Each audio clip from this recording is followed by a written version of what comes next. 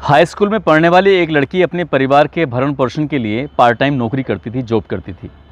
एक दिन जॉब से वो रात के 8:30 बजे अपने घर जब वापस आ रही थी तो रास्ते में कुछ उसे लड़के मिल जाते हैं। वो लड़के उस लड़की पर हमलावर होते हैं। उनमें से ही एक लड़का उस लड़की को बहुत तेज़ी के साथ लात मार देता है। लड़की गिर जाती है। इससे पहले कि वो लड़के उस लड़की के साथ कुछ करते, तभी वहाँ अचानक ही उसके कॉलेज का एक लड़का आ जाता है और वो देखने के बाद उन लड़कों को रोकता है, कहता है किसी ने भी इसकी तरफ आंख उठाने की कोशिश की तो अंजाम अच्छा नहीं होगा। इतना कहना था। उस लड़के को देख के वो चारों भाग जाते हैं। तभी वो लड़का कहता है कि अगर तुम्हें कोई ऐतराज़ ना हो तो क्या मैं तुम्हें तुम्हारे घर तक छोड़ सकता हूँ, क्योंकि रात ज़्यादा हो गई है, तुम परेशान हो जाओगी। उस लड़की को लगा कि शायद मेरा हमदर्द है, इसलिए वो चली जाती है। अब जैसे चल रहे हैं, रास्ते में एक मकान पड़ता है। उस मकान को देख के वो लड़का कहता है कि मुझे इस घर में बहुत ज़रूरी काम है, तुम 1 मिनट मेरा वेट करो, इंतज़ार करो, मैं बस यूँ गया यूँ आया। लड़का घर के अंदर जाता है। वापस लौटकर जैसे ही आता है तो लड़की गायब थी। साइकिल उसकी वहीं पर खड़ी हुई थी। ये देखकर वो लड़का बहुत परेशान हो जाता है। लगभग 44 दिन तक उस लड़की को परिवार के लोग, रिश्तेदार, पुलिस, ऐसे कौन व्यक्ति था जो उसको तलाश नहीं कर रहा था। मिलती ज़रूर है, लेकिन जिस रूप में मिलती है उसकी कल्पना किसी ने भी नहीं की थी। दरअसल उस लड़की की हत्या करने के बाद उसे एक ड्रम के अंदर सीमेंट से पूरी तरह से चिन दिया था। और जब खुलासा इस घटना का होता है तो पता चलता है कि 100 से ज़्यादा लोगों ने उसके साथ 44 दिन तक बलात्कार किया था। यदि इस बलात्कार की घटना को दुनिया की सबसे खतरनाक घटनाओं में गिना जाए तो गलत नहीं होगा। इस घटना को सुनने के बाद आपके अंदर से भी सिरहंसी पैदा हो जाएगी, आपके अंदर से कपकपी छूटने लगी, आप परेशान से हो जाएंगे। वाकई आज की बहुत भयानक कहानी है। आदाब, नमस्कार, सत श्री अकाल। मैं उस्मान सैफ़ी। आज की जो सच्ची घटना मैं आपको सुनाने जा रहा हूँ, ये सच्ची घटना है जापान के शहर टोक्यो के पास एक जगह है, सातिमा प्रीफेक्चर। दरअसल एक लाश मिलती है पुलिस वालों को और उस लाश मिलने के बाद उसको पोस्टमार्टम हाउस भेजा जाता है। कातिल कौन है, इस कातिल की तलाश की जा रही थी और उसकी तलाश करने के लिए पुलिस लगातार अपनी तरफ से प्रयास कर रही थी। कुछ टाइम बीतने के बाद पुलिस, एक गैंग है याकुजा गैंग का एक लड़का मिलता है, मियानो। पुलिस उसके पास पहुंचती है, उससे जाकर कहती है कि तुमने जो किया है हमें सब जानकारी है, हमें सब कुछ पता है। जब पुलिस वाले उससे इस तरह से बात कर रहे थे तो मियानो परेशान हो जाता है, कहता है कि इस बारे में तो किसी को कोई जानकारी नहीं थी, आखिरकार पुलिस तक बात कैसे पहुंची। तभी पुलिस वाले उससे बात करने की कोशिश कर रहे थे। दरअसल पुलिस ने एक तुक्का मारा था, ऐसे ही हवा में तीर चलाया था और वो तीर बिल्कुल सटीक निशाने पर लगता है। मियानो कहता है कि साहब, इसमें मेरी गलती नहीं है, उसमें और भी बहुत सारे लोग शामिल हैं, मैं आपको कुछ दिखाना चाहता हूँ। बस पुलिस वालों को लगा कि यार ये क्या हुआ। तभी पुलिस वाले उस लड़के के साथ साथ चल देते हैं, मियानो के साथ, और वहाँ जाने के बाद एक जंगल की तरफ जाता है वो, और वहाँ से एक ड्रम दिखाता है और उस ड्रम के अंदर पूरा वो सीमेंटेड से भरा हुआ था, पैक था। उसके बाद उस ड्रम को काटा जाता है और उसमें एक पत्थर जैसा नुमा था, उसको तोड़कर जब निकाला जाता है तो उसमें एक लाश निकलती है। दरअसल पुलिस वाले भी हैरान रह जाते हैं, परेशान हो जाते हैं, सोचने पर मजबूर हो जाते हैं कि हम तो एक लड़की की जो लाश मिली थी, जिसके पोस्टमार्टम हाउस में उसकी लाश पड़ी हुई है, हम तो उसकी जांच कर रहे थे, आखिरकार ये क्या नया मामला निकल के सामने आता है। पुलिस वाले उस लड़के को पकड़ने के बाद मियानो को सीधा थाने लेके आते हैं। वहाँ लाने के बाद उससे पूछताछ करते हैं और जो वो बताता है उसको सुनने के बाद शायद आप भी सोचने पर मजबूर हो जाएंगे कि किसी इंसानों में इंसानियत होती ही नहीं है। दरअसल मियानो जिस स्कूल में पढ़ता है, यासी नियामी हाई स्कूल, जो कि सातिमा प्रीफेक्चर में है, वहाँ उसे 10वीं क्लास में पढ़ने वाली एक लड़की, जो बेइंतहा खूबसूरत, उम्र उसकी 17 साल, जुनोको फ्रूता उसका नाम होता है। खेल कूद हो, सांस्कृतिक कार्यक्रम हो, पढ़ना लिखना हो, ऐसा कौन सा एक्टिविटी थी जिसमें वो लड़की होशियार नहीं थी। इतनी होशियार कि क्लास का साथी हो या स्कूल का कोई साथी हो या कोई भी हो, लड़का हो या टीचर हो, कोई भी हो, उससे कौन दोस्ती नहीं करना चाहता था। और उन्हीं में से एक था मियानो। मियानो दरअसल एक याकुजा, एक गैंग है बदमाशों का, गुंडों का, उसी गैंग का सक्रिय सदस्य होता है। वो इसको प्रपोज़ करता है। प्रपोज़ करने के बाद उससे कहता है कि जुनको, मुझे तुमसे बहुत प्यार है, मैं तुमसे बहुत प्यार करता हूँ, तुम्हारे बिना रह नहीं पाऊँगा। लेकिन ये पहली बार नहीं था, वो बार बार प्यार का इजहार करता था और ये लड़की साफ से इनकार कर देती थी कि तुम्हारे अंदर मुझे बिल्कुल भी इंटरेस्ट नहीं है, मैं तुमसे कोई बात नहीं करनी है। जब लगातार ऐसे ही वक्त गुजरता चला जाता है, तब इस लड़के का इस लड़की के प्रति गुस्सा लगातार बढ़ता चला जाता है। ये लड़का जिस गैंग के साथ था, उस गैंग के लोग किसी भी महिला, किसी भी औरत को उठा लिया करते थे, उनके साथ गलत काम करते थे और उसे छोड़ दिया करते थे। लेकिन एक दिन ऐसा भी आता है, 25 नवंबर 1988 की वो रात। दरअसल लड़की हाई स्कूल में पढ़ती थी और पार्ट टाइम एक इलेक्ट्रॉनिक शॉप पर नौकरी करती थी। उस शॉप पर नौकरी करने के बाद रात के 8:30 बजे जैसे ही वापस आ रही थी, तभी इसने अपने दोस्तों से कहा कि इस लड़की को रोकना है, गिराना है, एक प्लानिंग करते हैं, कहानी बनाते हैं। जो लड़का उसे रोज़ परेशान करता था, वो लड़का उसका हमदर्द बन के जब सामने आता, लड़की कहती है कि मुझे तुम्हारी कोई हेल्प नहीं चाहिए। वो कहता है कि अगर तुम्हारी हेल्प नहीं ली तुमने तो ये लड़के तुम्हें परेशान करेंगे, मैं घर छोड़ देता हूँ। बस वो लड़की यही विश्वास कर बैठती है और विश्वास करना ही उसके लिए सबसे बड़ा दुखदायी कारण बन जाता है। जैसे ही वो लड़की थोड़ा आगे चलती है, घर मकान पड़ता है, उस मकान में वो अंदर जाता है। 4 लड़के पीछे से उसके पीछा कर रहे थे, उसको किडनैप कर लेते हैं और किडनैप करने के बाद उसे घर के अंदर रखते हैं। और ये पहली रात थी। पहली रात में सिर्फ आपस में कॉम्पिटिशन हो जाता है, कौन ज़्यादा बार इसके साथ गलत काम करेगा, गंदा काम करेगा। एक का नंबर ख़त्म होता था, दूसरा कहता था कि मुझे दोबारा आना है, तीसरी बार आना है। इस तरह से पूरी रात निकल जाती है। सुबह होते होते उस लड़की के साथ ये 5 लोग मिलकर कितनी बार गंदा काम करते हैं, पता ही नहीं चलता। लड़की बेहोश हो जाती है। उसे थोड़ा थोड़ा होश था। जब उसकी आंखें खुलती हैं कुछ देर के बाद, तो पता चलता है कि उसके तन पर, उसके शरीर पर एक भी कपड़ा नहीं था। उसके बाद इनकी जो इंतहा थी जुर्म करने की, वो यहाँ से शुरू होती है। इस लड़की को फिर से कपड़े पहनाए जाते हैं और कपड़े पहनाने के बाद एक अलग, जहाँ सुनसान इलाका होता है, वहाँ पर एक घर होता है। और उस घर में ये 4 लड़कों में, ये इनकी 5 में से एक लड़के का घर होता है। वहाँ उसके माँ और पापा दोनों रहते थे। घर में एक नौकर भी काम करता था। वहाँ लेके जाते हैं और वहाँ एक तहखाना होता है उस घर के अंदर। उस तहखाने के अंदर उस लड़की को रखा जाता है और सबसे पहले उसके साथ मारपीट की जाती है। यानी कि उस लड़की ने रात 8:30 बजे से लेकर सुबह के 10-11 बजे तक कुछ भी नहीं खाया और पूरी रात उसके साथ ऐसी ही गंदा काम, घिनौना काम होता रहा। तन पे उसके फिर से कपड़े नहीं होते हैं और उसको मारना पीटना शुरू कर देते हैं। लड़की से कहा जाता है कि यदि तुमने शोर मचाया या कुछ ऐसी हरकत की जो तुम्हारे लिए ख़तरनाक हो सकता है, ना कि तुम्हारे लिए बल्कि तुम्हारे माँ बाप के लिए भी खतरनाक होगा, तुम्हारे छोटे भाई बहनों के लिए भी बहुत बड़ा ख़तरा हो सकता है। वो गुंडों का गैंग का जो लड़का था, उससे वो लड़की पहले से ही डरती थी और यहाँ से शुरुआत होती है उसके साथ गंदे और घिनौने कृत्य की। उसके बाद यहाँ पर लोगों के आने जाने का सिलसिला शुरू होता है और फिर रात होती है। फिर ना जाने 10 या 12 लोग आते हैं दूसरी रात में और फिर एक कॉम्पिटिशन शुरू हो जाता है, कौन ज़्यादा बार उसके साथ गंदा और घिनौना काम करेगा। दूसरी रात भी ऐसा ही होता है। उसको खाने के लिए भी कुछ मिलता नहीं है। वो बार बार भीख मांग रही थी, मुझे पानी दे दो, मुझे कुछ खाने को दे दो, लेकिन लड़की को ना कुछ खाने को दिया, ना कुछ पीने को दिया और वो लड़की ऐसे ही सहन करती रही। पूरी रात उसके साथ ऐसे ही लोग गंदा और घिनौना कृत्य करते रहे। बेहोश हो जाती है। बेहोशी के बाद भी वो लोगों में कंपटीशन की भावना थी और वो ऐसे ही कर रहे थे। अगला दिन निकलता है। अगला दिन निकलने के बाद उस लड़की से कहा जाता है कि ऊपर जाओ, रसोई से पानी लेके आओ भर के। अब वो लड़की रसोई में पानी लेने के लिए जब जा रही है, उसे ज़बरदस्ती से जब कपड़े पहनने की कोशिश कर रही थी तो उससे कहा कि अगर कपड़े पहनने की तुमने कोशिश की तो तुम्हें और पीटा जाएगा। क्योंकि लड़की को पीटा जाता है और उसके बिल्कुल तन पे एक भी कपड़ा नहीं होता। जब रसोई में पहुंचती है तो वहाँ बिल्कुल वो उसके नंगी होती है। साथ ही उस घर का जो नौकर होता है उस लड़की को देख लेता है। देखने के बाद वो लड़की से कुछ कह पाता या कुछ बात कर पाता, दौड़ता हुआ अपने मालिक के पास पहुँचता है। कहता है कि साहब, मैंने एक लड़की को रसोई के अंदर बिना कपड़ों के देखा है। तो मालिक कहता है कि तुम्हें शायद गलतफहमी हुई है, कुछ ऐसा हुआ है जिसका तुम्हें शायद अंदाज़ा नहीं है। वो इस बात को मालिक झुटलाने की कोशिश करता है और लड़की पानी लेकर सीधा तहखाने में जाती है। फिर उसके साथ ऐसे ही काम होने लगता है। दरअसल वो मकान का जो मालिक था, उसी मकान के मालिक का एक बेटा उन लड़कों के साथ रहता था और वो जिस गैंग के लिए काम करते थे वो गैंग बहुत ही ख़तरनाक किस्म का गैंग था। उस नौकर से कहा जाता है कि यहाँ की बातें कहीं जानी नहीं चाहिए, यदि यहाँ की बातें कहीं जाती हैं ना केवल हम बल्कि तुम भी मारे जाओगे। नौकर भी शांत हो जाता है और ऐसे ही चलता रहता है। वो लड़के नशा करते हैं। नशा करने के बाद उसके साथ ऐसे घिनौना कृत्य कर रहे थे। 25, 26, 27 इस तरह से एक एक दिन गुजरने लगता है। घर वालों की उधर परेशानी बढ़ जाती है।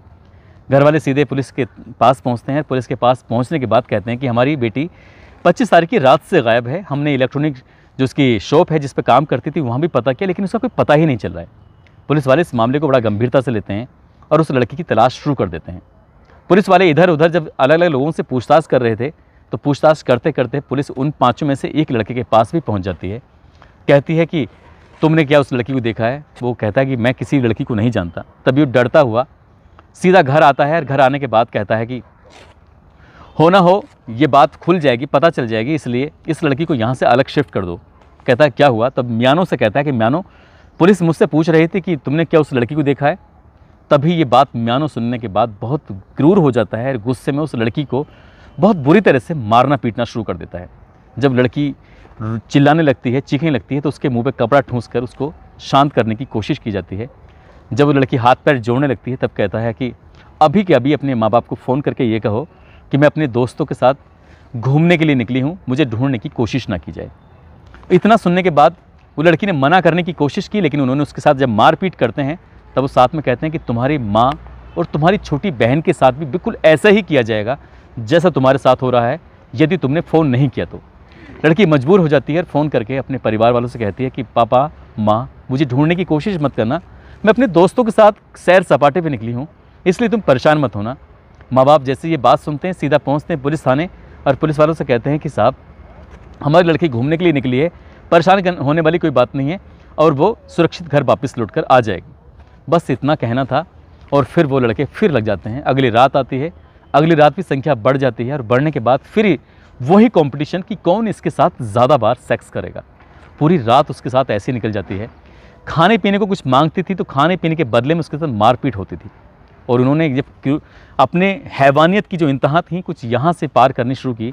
वक्त जैसे जैसे आगे बढ़ रहा था वैसे वैसे उसके साथ उन्होंने कुछ ऐसा किया, खाने के लिए मांगा तो कॉकरोच दे दिया कि कॉकरोच खाओ। कॉकरोच खाने की जब उसे बारी आती थी तो वो उल्टी करने लगती थी, लेकिन उसको मार पड़ती थी तो मजबूरी में उसे कॉकरोच ही खाना पड़ा। उसको टॉयलेट आता था, उसके टॉयलेट को रोका जाता था एक बर्तन में और जब पानी मांगती थी पीने के लिए तो उसको टॉयलेट दिया जाता था कि तुम्हें ये पीना है। बस ऐसे ही चलता रहा। वो खुद भी टॉयलेट करते थे तो उस लड़की को देते थे। खुद कुछ चीज़ खाने को मांगती थी तो ऐसे कीड़े मकोड़े ढूंढे जाते थे, उस लड़की को दिए जाते थे। और बात यहाँ पर भी ख़त्म नहीं होती। उस लड़की की पलकों को लाइटर से जला दिया गया था। साथ ही उस लड़की के तन पर एक भी कपड़ा नहीं होता था। जब कपड़ा नहीं होता था तो उसके सीने पर एक मोमबत्ती रखी जाती थी और मोमबत्ती वो तब तक जलती रहती थी जब तक वो मोमबत्ती ख़त्म नहीं हो जाया करती थी। यानी कि वो चीखे चिल्लाए कुछ भी हो, कोई फ़र्क नहीं था, उसको कितना ही दर्द हो उनको कोई फ़र्क नहीं था। जब यहाँ से उनका मन भर जाया करता था तो वो ना केवल ये सब काम करते थे बल्कि उस लड़की को उल्टा लटकाने के बाद जैसे क्या बॉक्सिंग का पंचिंग बैग होता है उसको वैसे बनाते थे और उसके साथ खेलते थे, उसके साथ मारते थे। और ऐसे मारते मारते जब लगातार 10 दिन, 15 दिन, 20 दिन, 30 दिन इस तरह से गुजरते चले जाते हैं तो एक हालत ऐसी भी आती है कि लड़की पे ना चला जाता था ना उस पर कुछ सामान उठता था, क्योंकि उसके हाथ और पैरों की हड्डियाँ, शरीर की हड्डियाँ टूटने लगी थी, वो बिखरने लगी थी और उसे दर्द सहने की एक ऐसी आदत पड़ जाती है कि वो खुद भी नहीं जानती थी कि उसके साथ हो क्या रहा है। वो उसके साथ डेली का डेली यही काम था। एक दिन कुछ ऐसा होता है, वो लड़के शराब के नशे में धुत थे, उन्होंने कुछ ऐसी ड्रग्स वगैरह ले रखी थी, ऐसे वो अपना काम कर रहे थे। तभी उनमें से एक लड़के का मोबाइल छूट जाता है और इस लड़की के हाथ लग जाता है। और जैसे ही उस लड़की के वो मोबाइल हाथ लगता है तभी वो एक इमरजेंसी कॉल करती है। इमरजेंसी कॉल करने के लिए जैसे ही उसने बटन दबाया तुरंत ही वहाँ घंटी पहुँच जाती है और उधर से आवाज़ आती है हेलो। लेकिन इससे पहले कि लड़की कुछ बोल पाती, लड़की के मुंह को बंद कर दिया जाता है, उसके मुंह में कपड़ा ठूंस दिया जाता है और साथ ही उनमें से ही एक लड़का फ़ोन करके कहता है जी हाँ बताइए क्या बात है। तो उधर से कहते हैं कि हम कंट्रोल रूम पुलिस से बात कर रहे हैं, क्या बात है, आपने क्यों फ़ोन किया था? तो कहता है कि सब कोई बात नहीं है, गलती से फ़ोन लग गया था, हम ऐसी कोई बात नहीं है। यानी कि बात वहाँ तक पहुँच गई थी, लड़की कुछ कहना चाहती थी लेकिन वो कह ही नहीं पाई, उसके पास एक और बचने का चांस था, वो भी नहीं बच पाई। धीरे धीरे करके पुलिस हालांकि इस मामले को बड़ा गंभीरता से लेती है। पुलिस आती है और घर आने के बाद जैसे ही बैल बजाती है तो वो बुज़ुर्ग आदमी जो इस मकान मालिक होता है उससे पूछा जाता है कि तुम्हारे यहाँ से किसी ने इमरजेंसी फ़ोन करने की कोशिश की थी? तो कहता है कि मेरा बेटा बाहर गया हुआ है और यहाँ ऐसी कोई दिक्कत कोई परेशानी वाली बात नहीं है। हम इस घर में कुल 3 लोग रहते हैं, माँ बाप हैं और एक बेटा है, इसलिए आप यहाँ से चले जाओ, कोई दिक्कत कोई परेशानी नहीं है। पुलिस वापस चली जाती है। यानी कि उसके पास बचने का ये चांस था लेकिन तब भी नहीं बच पाती। धीरे धीरे करके वक्त आगे गुजरने लगता है। तब उनमें से एक लड़का कहता है कि अब बहुत दिन हो गए, अब इससे मन भर गया है, इसे यहाँ से भेज दो। तब जो म्यानो होता है कहता है कि इससे ज़िंदगी में कभी मन भर ही नहीं सकता, ये चीज़ ही ऐसी है। कोई कॉलेज का ऐसा स्टूडेंट हो, लड़की हो, छात्र हो, कौन हो जो इसे चाहता नहीं था, इसे प्यार नहीं करता था। मैं भी तो इसको प्यार करता था। जब तक कि मैं इसकी जान नहीं ले लूँगा तब तक मैं इसको ऐसे ही तड़पाता रहूँगा, ऐसे ही मारता रहूँगा।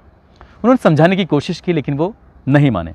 44वां दिन जब आता है, 44वें दिन में ये खेल खेलते हैं और खेल खेलने के बाद उस लड़की को जो खेल में आगे किया जाता है तो वो जीत जाती है। और यही शर्त रखी थी, यदि ये लड़की जीत जाएगी तो इसे हम इसके घर वापस पहुंचा देंगे। लेकिन मियानो को ये बात बिल्कुल भी पसंद नहीं आई और मियानो इतना गुस्से में आ जाता है कि घर में पेट्रोल रखा हुआ था, उसके शरीर के अलग अलग हिस्सों पे थोड़ा थोड़ा पेट्रोल डालता था और आग लगा दिया करता था लाइटर से। अलग अलग हिस्से को वो थोड़ा थोड़ा पेट्रोल डालता था, इसे जला रहा था। और कब पेट्रोल की संख्या ज़्यादा हो जाती है, कब वहाँ ज़्यादा आग लग जाती है, पता ही नहीं चलता। और वो लड़की लगभग 1 घंटे या आधे घंटे तक ऐसी जलती रहती है और जलने के बाद उसकी मौत हो जाती है। तब सोचते हैं कि इसका क्या किया जाए। तभी एक ड्रम का इंतज़ाम किया जाता है। ड्रम का इंतज़ाम करने के बाद उस लड़की को उस ड्रम के अंदर डाला जाता है। सीमेंट का इंतज़ाम किया जाता है और उस सीमेंट को पूरा उसके अंदर डाल दिया जाता है और उसके अंदर पानी डालकर उसको पूरा तरह से बंद कर दिया जाता है, कि पैक कर दिया जाता है। अब वो सीमेंट नहीं था, वो लड़की नहीं थी बल्कि पत्थर बन चुकी थी। गाड़ी के माध्यम से उस लड़की को किसी जंगल में दूर फेंक के आते हैं और दूर फेंकने के बाद वो एक सामान्य ज़िंदगी जीने की कोशिश कर रहे थे। फिर से निकलते हैं सड़कों पर एक लड़की को तलाश करने के लिए। एक लड़की मिल पाती, तभी पुलिस वालों ने उनमें से जो मेन मुख्य आरोपी था मियानो, उसको पकड़ लिया और पकड़ने के बाद उससे पूछा कि हमें पूरी जानकारी है। और वो पूरी जानकारी के बाद ही पूरी कहानी जब सुनाता है, सुनने के बाद शायद आपके भी रोंगटे खड़े हो गए होंगे, आप भी परेशान हो गए होंगे। लेकिन सबसे हैरान करने वाली बात ये भी है इस कहानी के अंदर, उन 5 में से 4 लड़के होते हैं वो नाबालिग होते हैं, सिर्फ मियानो था जो बालिग था। बात घर से बाहर ना जाए, बात पुलिस दूर तक नहीं पहुंचाना चाहती थी, इसलिए इस मामले को बिल्कुल खामोशी के साथ अख्तियार करना चाहती थी, क्योंकि वो सब के सब नाबालिग थे और नाबालिग के ऊपर इतने भयंकर केस चल नहीं सकता।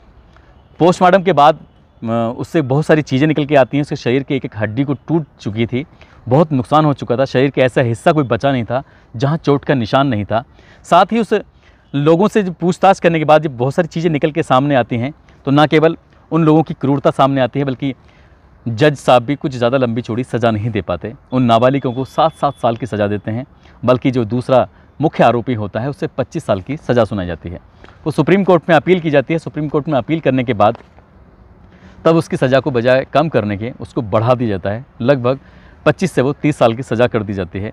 लेकिन जिस तरह का ये मामला था, पुलिस ने शुरुआत में इस मामले को छुपाने की कोशिश की थी, लेकिन एक पत्रकार को जब ये किसी पुलिस वाले ने जानकारी दी कि यहाँ पर ऐसा हुआ है, तब वो पत्रकार उस लड़की के फ़ोटोग्राफ सहित इस पूरी कहानी को अपनी मैगज़ीन में छापता है।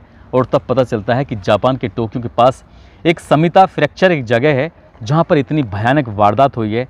और उस वारदात के बाद वो कुछ समय तक जेल रहते हैं, 7-7 साल या कुछ 30 साल। तो उसके बाद आप अंदाज़ा लगा ही सकते हैं वो सब के सब छूट जाते हैं।